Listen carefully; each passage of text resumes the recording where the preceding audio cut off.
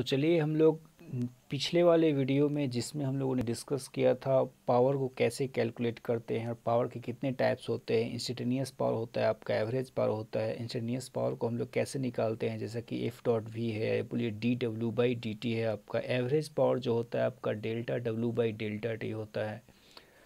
और साथ ही साथ हम लोगों ने ये भी जाना था कि अगर हम लोग पावर वर्सेस टाइम ग्राफ के एरिया निकाल दें तो आपको देगा वर्क डन।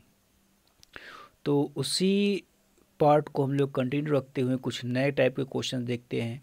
इस वीडियो में हम लोग ये जानेंगे कि किसी भी मोटर के द्वारा पावर डिलीवर किया जाता है वो हम लोग कैसे कैलकुलेट कर सकते हैं।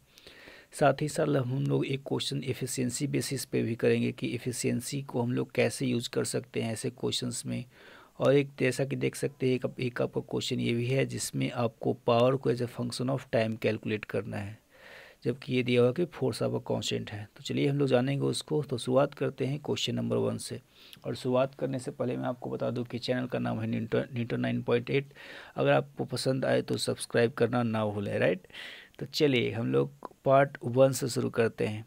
क्वेश्चन नंबर 1 से शुरू करते हैं। क्वेश्चन नंबर 1 में आपका दिया हुआ है कि a water pump is throwing out water with speed v if cross section area of hose मतलब उसका जो आगे वाला पोर्शन होता है जिससे वो पानी को बाहर फेंकता है।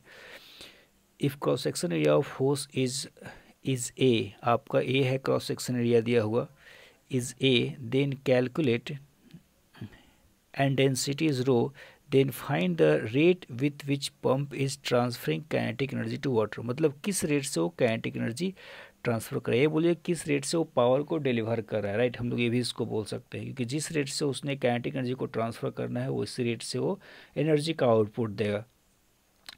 तो हम लोग अगर सोल्यूशन की बात करें तो सबसे पहले तो हम लोग इसका एक डायग्राम ड्रॉ कर लेते हैं। तो एक्चुअली हो क्या रहा है आपका कि मोटर के जो होस से उससे पानी आपका बाहर आ रहा है, ठीक है। ये आपका सपोज के लिए मोटर है, हम लोग को नीचे के बारे में चिंता नहीं करना है।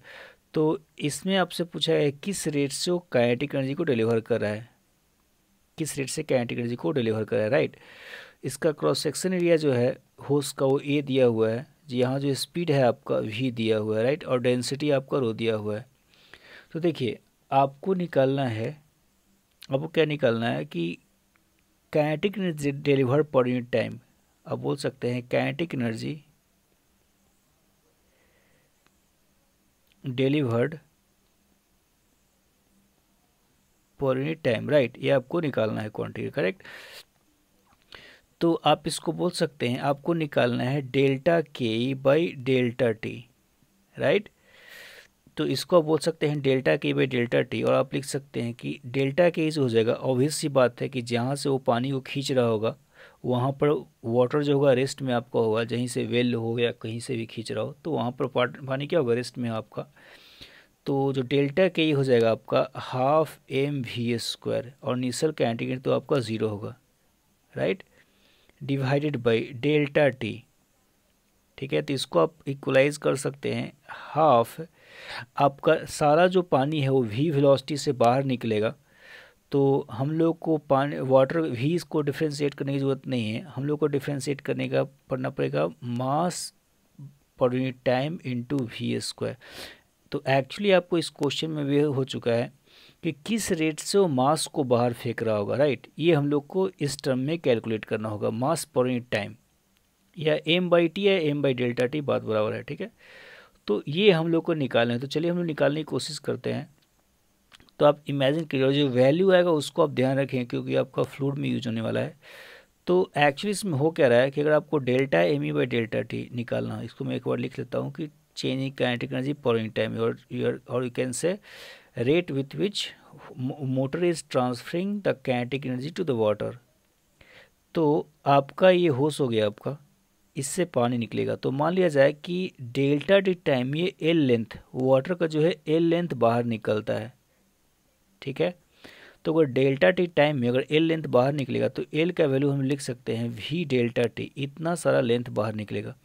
अब इतने सारे लेंथ में ऑब्वियस सी बात है कि उसका एरिया आपका ए है, तो उतने सारे लेंथ में आपका कितना वॉल्यूम बाहर निकलेगा। अगर वॉल्यूम हम लोग को पता चल जाए तो उसके बाद हम लोग डेंसिटी से मल्टीप्लाई कर कर मास निकाल सकते हैं, राइट। तो हम लोग ये बोल सकते हैं कि अगर डेल्टा टी टाइम में, in delta t time m will be equal to, आप जो मास बाहर निकलेगा उसको हम लिख सकते हैं डेंसिटी इंटू वॉल्यूम। डेंसिटी जो है आपका रो हो गया, जो वॉल्यूम बाहर निकलेगा हम लोग सिलेंडर का वॉल्यूम निकाल सकते हैं। सिलेंडर का जो वॉल्यूम हो जाएगा एरिया इंटू लेंथ। जो लेंथ बाहर निकलेगा आपका पानी का, जो आप ऐसा इमेजिन कर सकते हैं पानी बिल्कुल सिलेंडर की तरह बाहर निकल रहा है, राइट। तो अगर पानी सिलेंडर की तरह बाहर निकल रहा है तो आप लिख सकते हैं उसका वॉल्यूम एरिया इंटू लेंथ। ये लेंथ जो हो गया आपका वी डेल्टा टी हो चुका है, राइट। तो यहाँ से अगर आपको निकालना हो m by delta T mass per time, so it हो जाएगा रो ए वी। तो एक्चुअली में वैल्यू भी हम लोग काफ़ी ज़्यादा यूज़ करते हैं, ये आपका यहाँ नहीं तो आपका फ्लूइड में बहुत ज़्यादा यूज़ होने वाला है, राइट। तो आप बोल सकते हैं कि rate with which it will deliver kinetic energy, you can say delta के by delta t will be equal to half its rho A v into v square, correct. हम लोग ऊपर वाले इक्वेशंस लिख सकते हैं। तो फाइनली जो इसका आंसर हो जाएगा half rho A V Q, correct. तो ये आपका आंसर हो जाएगा। यहाँ एक बात आप ध्यान रखिएगा कि जो जिस रेट से वो काइनेटिक एनर्जी को डिलीवर कर रहा है, तो जो डेल्टा के बाई जो डेल्टा टी है that is proportional to v cube. तो ये कभी कभी एक बार आईआईटी में ये बात पूछ चुका है, उसने इस तरह से नहीं बल्कि उसने पूछा था विंड मशीन के बेसिस पे, राइट। तो आप क्वेश्चन को जाकर चेक कर सकते हैं। चलिए हम लोग नेक्स्ट क्वेश्चन पे आते हैं। नेक्स्ट क्वेश्चन है आपका, if a water pump is pulling out water from well of depth 12 metre. चलिए हम लोग इंपॉर्टेंट वैल्यूज़ को देखिए, एग्जाम में जब क्वेश्चन सॉल्व करना हो तो आप इंपॉर्टेंट वैल्यूज़ को चूज करते हैं। Pulling out water from well of depth 12 metre and throwing it out with a speed 10 metre per second, मतलब अंदर कुएं से निकाल रहा है पानी और बाहर उसको फेंक रहा है 10 मीटर पर सेकेंड से। Then find power delivered by pump if it pulls out 20 kg of water per second. एक सेकेंड में 20 kg, मतलब मास पॉइंट टाइम भी आपको दिया हुआ है। तो देखिए इसको सोचना कैसे है, उसको बनाना कैसे है, राइट। तो ये क्वेश्चन का जो सोल्यूशन है वो दिखने में आसान लगता है क्योंकि उसको इस तरह से रिप्रेजेंट किया जाता है, और आसान आपको इसलिए लगता है कि फिजिक्स जो है काफ़ी नेचुरल सा चीज़ है। लेकिन आपको खुद से नेचुरली तरीके से अगर सोचना है तो उसके लिए आपको खुद से प्रैक्टिस करना होगा, राइट। तो चलिए ये आपका वाटर पंप हो गया, बहुत अच्छा वाटर पंप है आपका। यहाँ से आप इसको वेल में डाल दीजिए, राइट।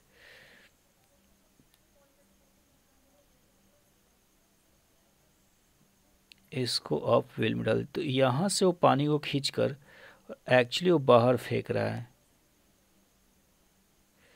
तो जो डेप्थ हो गया या एच बोलिए, एच जो हो गया है आपका वो कितना हो गया, pulling out water from well of depth 12 metre, H जो है आपका 12 मीटर हो गया, राइट। और जो इससे जो पानी बाहर निकल रहा है वो 10 मीटर पर सेकेंड से निकल रहा है, करेक्ट। तो देखिए हम लोग यहाँ पर अप्रोच क्या यूज़ करने वाले हैं, हम लोग एक्चुअली अप्रोच यूज़ करेंगे, देखें कि मोटर जो है वो कितना वर्क कर रहा है, ठीक है, और वर्क को पर टाइम से डिवाइड कर देंगे। तो अगर हम लोग मान लिया जाए कि डेल्टा टी टाइम में जो वर्क करता है, let in delta t time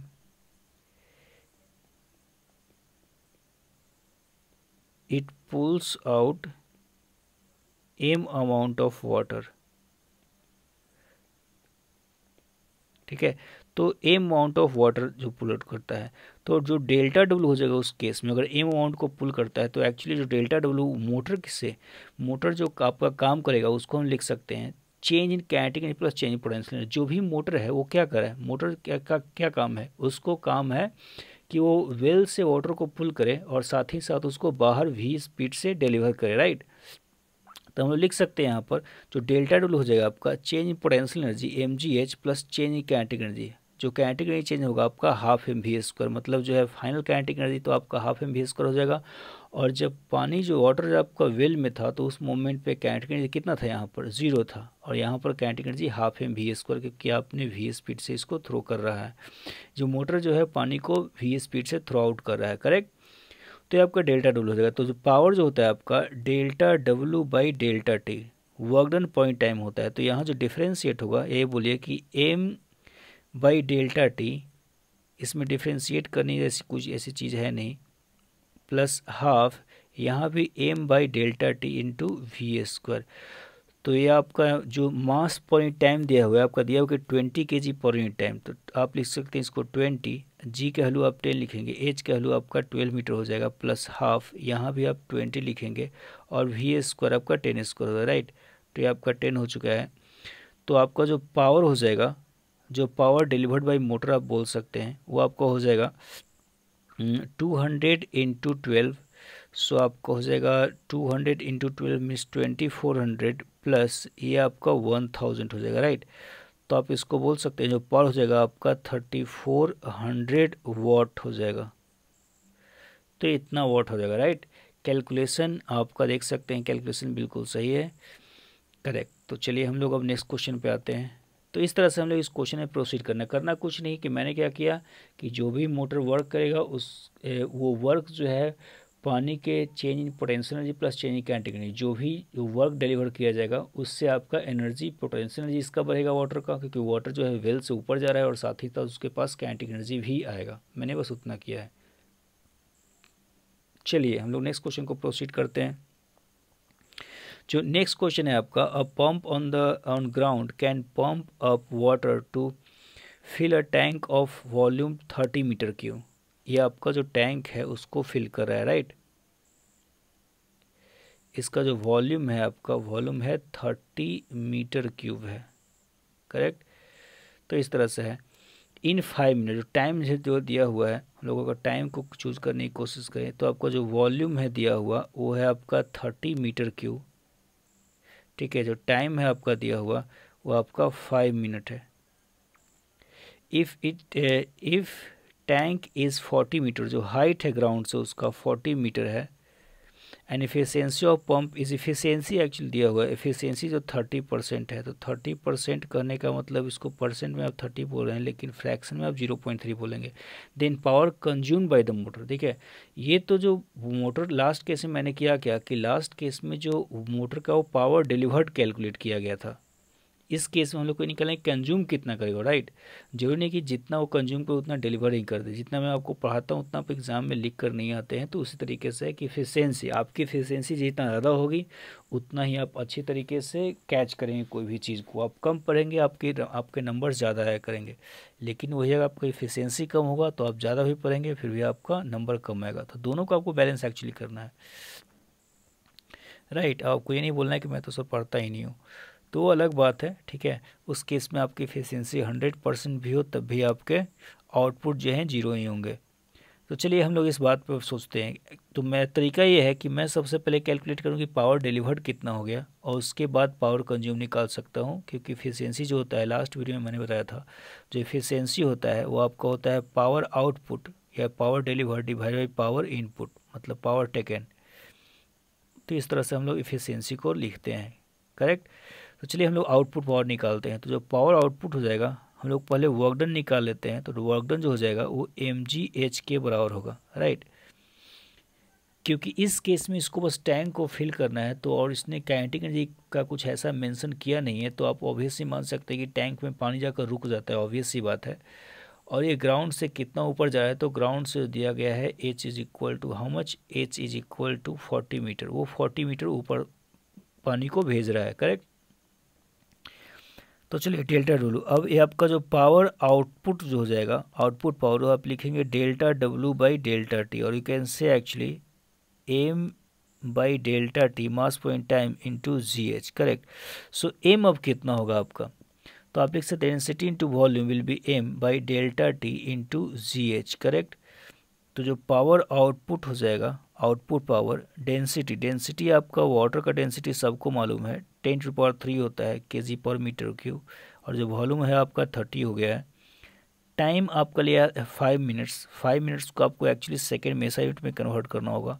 तो 5 इंटू 60 आप लिखेंगे, इंटू जी का वैल्यू आप 10 लिखेंगे और एच का वैल्यू आप 40 लिखेंगे, करेक्ट। तो यहाँ से आपका 2 आ जाएगा, 1 सेकेंड।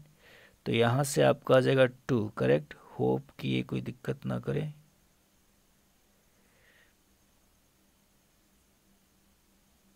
तो यहाँ से आपका जो है आपका डिवाइड करने के बाद 2 आ जाएगा, और हम लोग इसको अगर लिखेंगे तो हम लोग ये बोल सकते हैं कि जो पावर आउटपुट हो जाएगा जी इंटू एच, जी आपका 10 हो गया, एच आपका 40 हो चुका है, तो आप इसको डिवाइड करें तो 2 आ जाएगा आपका, ये 10 हो जाएगा, और 10 को हम लोग 10 से कट कर सकते हैं, तो आपका जो आंसर हो जाएगा वो आपका हो जाएगा 10⁻³ इंटू 40, और यू कैन से जो पावर आउटपुट हो जाएगा वो आप लिख सकते हैं कितना, तो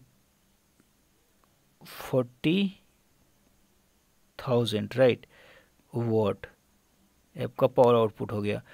तो आपको सबको पता है कि जो इफ़िशेंसी होता है वो आपको होता है power output by power input, right. तो आपसे पूछा गया अगर पावर इन कितना होगा, मतलब वो कितना इलेक्ट्रिकल पावर को कंज्यूम करेगा, ठीक है, उसको कितना इलेक्ट्रिसिटी का पावर चाहिए। ऑब्वियसली हम लोग इलेक्ट्रिसिटी के सहारे ही मोटर में एनर्जी को इनपुट करते हैं, तो जो पावर इनपुट आपको हो जाएगा power output divided by efficiency, और you can say actually 40,000 divided by 0.3, और 3 आप 10 बोलेंगे तो एक्चुअली पावर इनपुट जो हो जाएगा, एक्चुअली मैं इसको ऐसे करता हूँ, आप लिखिए 400/3 किलो वाट, राइट। अब इसको लिख सकते हैं 400/3 किलो वाट, 400/3 को आप लिख सकते हैं 133, ठीक है, तो ये इतना किलो वाट हो जाएगा पावर इनपुट। तो फाइनली मैंने किया क्या कि मैंने जो वर्क डन है उसको कैलकुलेट किया चेंज इन पोटेंशियल एनर्जी के सहारे, क्योंकि जो भी मोटर वर्क करेगा वो डायरेक्ट इसके पोटेंशियल एनर्जी में जाएगा, ठीक है, काइनेटिक एनर्जी आपका चेंज नहीं हो रहा है। पानी को मोटर में जो पानी है, जो वाटर है, वो टैंक में जाकर रेस्ट होने वाला है, रेस्ट में आने वाला है, ठीक है। तो ये सारे हम लोग बातों को ध्यान में रख रहे हैं। तो उसी के सहारे मैंने आपको निकाल लिया पावर आउटपुट, और पावर आउटपुट से बाद हम लोग पावर इनपुट निकाल सकते हैं। एक बात तो और आप ध्यान रखेंगे कि अगर बाय द वे अगर हम लोग ऐसा सोचें कि हो सकता है कभी ये बोले कि टैंक जो है 40 मीटर हाइट पे, और सबको पता है कि जो मोटर है हमेशा ग्राउंड से पानी नहीं खींचता, मतलब मोटर अपने अर्थ लेवल से पानी नहीं खींचकर उसका जो पाइप होता है वो ग्राउंड में जाता है, ठीक है। तो जो मोटर अगर हो गया तो उसका जो पानी है अगर पाइप जो है वो ग्राउंड में जाएगा, तो उस केस में आपका जो हाइट है वो h1 + h2 आप लिखेंगे, ठीक है। जो h हो जाएगा आपका h1 + क्या लिखेंगे h2, मतलब सबसे पहले इसी मोटर का काम है कि वो पहले ग्राउंड से पानी को निकाले और उसको ऊपर थ्रो करे, राइट। तो ऐसा आपसे पूछ सकता है, कोई दिक्कत नहीं है, कॉन्सेप्ट आपका सेम है कि h को रिप्लेस करना है h1 + h2 से, राइट। तो ये आपका अर्थ अंडरग्राउंड वाटर हो गया, ठीक है, ये आपका रूफ हो गया, राइट, टैंक, ये क्या हो गया आपका टैंक। तो आप समझ सकते हैं इस बात को। चलिए अब हम लोग नेक्स्ट क्वेश्चन पे आते हैं। क्वेश्चन आपका ये दिया हुआ है कि a body of mass m, हम लोग वैल्यूज़ को पिक करते चलते हैं कि a body of mass m is accelerated uniformly, याद रखिए एक्सेलेटेड यूनिफॉर्मली, इस बात को भी आप ध्यान रखेंगे, from rest to speed v in time t, ठीक है। यूनिफॉर्मली एक्सेलेटेड है मतलब उसका फोर्स कांस्टेंट है, ये बोलिए एक्सेलेरेशन कांस्टेंट है। The instantaneous power delivered to the body as a function of time is given, मतलब टाइम के साथ उस पर पावर कैसे वेरी करेगा। पावर तो आपको वेरिएबल होना है, मैंने इस बात को पहले ही बताया था कि अगर फोर्स कांस्टेंट है तो पावर वेरिएबल होगा, अगर पावर कांस्टेंट है तो उस पर फोर्स वेरिएबल होगा। तो ये दिया हुआ है कि इसका जो है 0 से t टाइम में, तो टाइम का वैल्यू हम लोग कैपिटल टी लिखेंगे, और जो वेलोसिटी है, वेलोसिटी उसको हम लिखें कितने, 0 से कितना हो चुका है v हो चुका है, राइट। जो मास है आपका बॉडी का मास दिया हुआ है m, ठीक है, तो और आपको ज़रूरत नहीं है, आपको निकालनी instantaneous power as a function of time. तो मैं क्या करूँगा कि जो पावर का फार्मूला उस पर लिखते हुए रहूँगा, और इंस्टेंटेनियस पावर निकालना है तो आपका तरीका दो है कि dw/dt आप लिख सकते हैं, या ये बोलिए कि F.v, इसी दिन के लिए हम लोग F.v को बैठा कर रखते हैं कि फोर्स डॉट वेलोसिटी। अब यहाँ पर एक और बात तो आपको ध्यान रखना है कि फोर्स एक ही है आपका, तो जो बॉडी का मूवमेंट होगा एक ही डायरेक्शन में होगा, तो F.v को Fv cos 0 आप बोल सकते हैं, जिसको हम लोग लिख सकते हैं Fv, राइट। फाइनली तो आपको किस तरीके से फोर्स पता है और आपको वेलोसिटी पता है, तो आप निकाल सकते हैं power as a function of time, correct. तो चलिए हम लोग कोशिश करते हैं। तो फोर्स कैसे निकालेंगे, force is equal to mass into acceleration से आप निकालेंगे, F is equal to m में। और आप एक्सेलेरेशन कैसे निकालेंगे, तो एक्सेलेरेशन निकालने के लिए हम ये बोल सकते हैं कि 0, मतलब ये बोल सकते हैं v is equal to, wait second, मैं क्या कर रहा हूँ कि आपको अगर एक्सेलरेशन निकालना हो तो आप लिख सकते हैं v is equal to u plus a t, और u को आप 0 पुट कर सकते हैं तो, और v को फाइनल वेलोसिटी को v ही पुट कर सकते हैं। 0 प्लस a आपको निकालना है और टाइम आपको t दिया गया है, t टाइम में आपका वहाँ से वहाँ आता है, तो एक्सेलरेशन जो आपका हो जाएगा ये v बाई टी। सबको पता है कि एक्सेलरेशन जो है v by T change velocity point time, जो वेलोसिटी शुरुआत का था 0 था, राइट। अब एक्सेलरेशन आपको पता हो गया, अगर एक्सेलरेशन पता चल गया तो आप वेलोसिटी, देखिए आपको दो चीज़ चाहिए, आपको चाहिए फोर्स और आपको चाहिए velocity.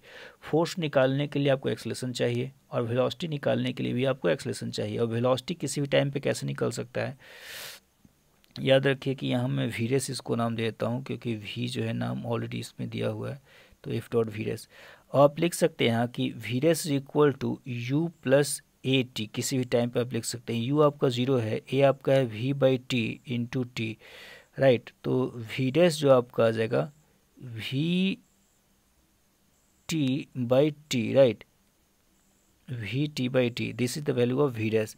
Now the force is equal to mass into acceleration, it's v by t, right, and the power is equal to f dot v, it means mv by t into v is v dash, actually जो v का value हो चुका है किसी भी time पर आप लिख सकते हैं, या v dash का वैल्यू हम लोग मान रहे हैं यहाँ पर, तो जो v dash का वैल्यू हो चुका है वो कितना हो चुका है v t by t, right.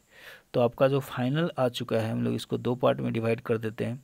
जो फाइनल आप लिख सकते हैं, पावर जो होगा टाइम के साथ कुछ इस तरह से वेरी करेगा, वो हो जाएगा m v square by t square into t. So this is the way power will vary here, correct. Here actually power will proportional to t, power जो होगा टी के प्रोपोर्शनल होगा, ठीक है। तो आप ऐसा ही सोच सकते हैं कि अगर आपका if force is constant, if force is constant हम लोग बोल सकते हैं if F is equal to constant then power is proportional to time, क्योंकि अगर फोर्स आपका कांस्टेंट है तो पावर में आपका एफ डॉट वी होता है। तो अगर फोर्स आपका कांस्टेंट हो गया तो उसमें से एफ आपका क्या हो चुका है, कांस्टेंट हो चुका है, राइट। तो अगर एफ कांस्टेंट हो चुका है तो उससे एक्सेलरेशन कांस्टेंट, और एक्सेलरेशन अगर कांस्टेंट आता है तो वेलोसिटी प्रोपोर्शनल टू टाइम होता है, करेक्ट।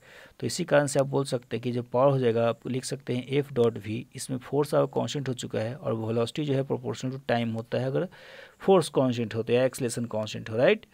तो इस तरह से इसको अप्रोच कर सकते हैं। तो पावर में आपका इतना ही, आप क्वेश्चन और भी प्रैक्टिस कर सकते हैं। हम लोग नेक्स्ट वीडियो में डिस्कस करने वाले हैं circular motion in vertical plane, जो कि बहुत ज़्यादा इंपॉर्टेंट है, नीट के लिए हो, आईआईटी के लिए हो, या जेईई मेंस, या किसी भी स्टेट लेवल एग्ज़ाम हो आपका इंजीनियरिंग का या मेडिकल का। लेकिन आपके लिए जो circular motion in vertical plane है वो काफ़ी ज़्यादा इंपॉर्टेंट है, उसमें कुछ वैल्यू आपको याद रखने हैं और कोई डायरेक्ट पूछे जाएंगे, ठीक है। तो तब तक के लिए बाय बाय।